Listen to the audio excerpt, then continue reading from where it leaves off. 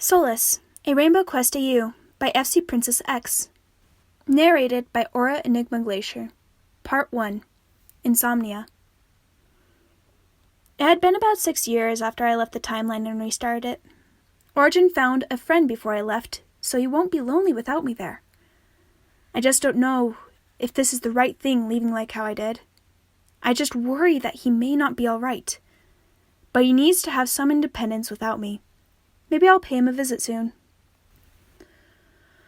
I dropped my pen back into the inkwell onto my wooden desk and sigh, my journal sprawled out in front of me with the years of writing in it.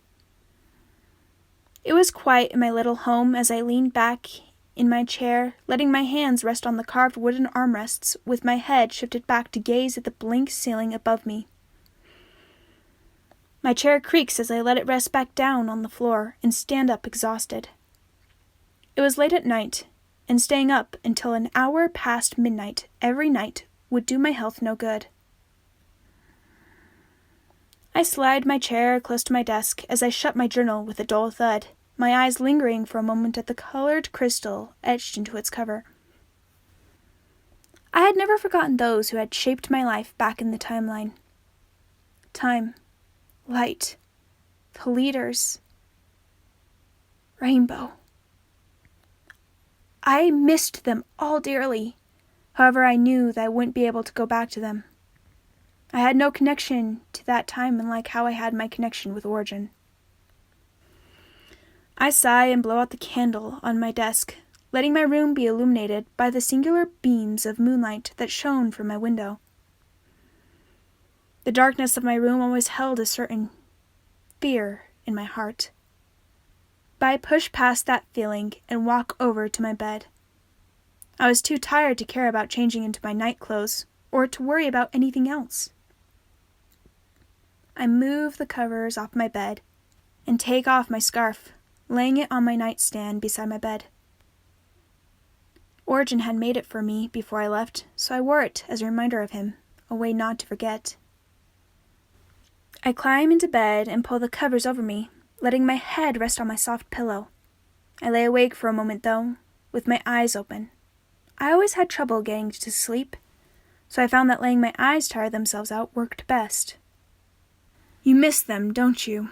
the voice whispered in my head as the phantom appeared in the corner of my room, sitting on my chest with his arms crossed over his chest and an annoyed look on his face.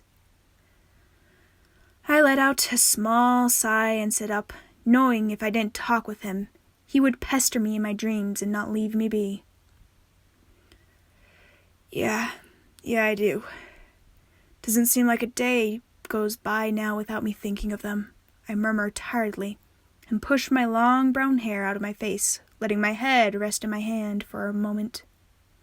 The phantom scoffs, his whispery voice echoing in my head as he leaned forward and rested his arms on his legs, his pit-like eyes trained on me.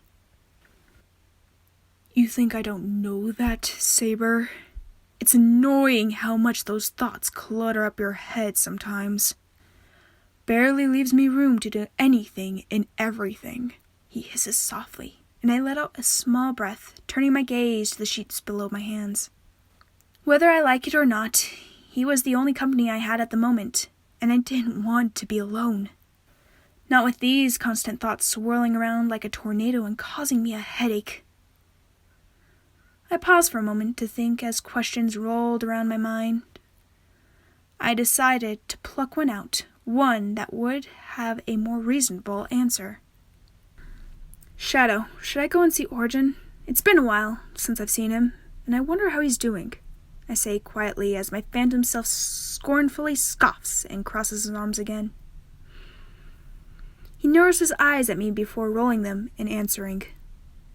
"You do what you want to, Sabre. It's not like I can control you or anything, so I'm just along for the ride." In a moment, he fades away, and once again, the room was empty. It was just me and my thoughts now, as I let myself lay flat on my back and stare up at the ceiling, my hands above my head on my pillow. Sleep wouldn't come easy for me as my thoughts swam around more tonight, leaving me lost in this ocean of questions I had no answers to. Such help, Shadow, I muttered to myself as I flip on my side and close my eyes. I had to at least attempt to sleep, even with my insomnia keeping me awake.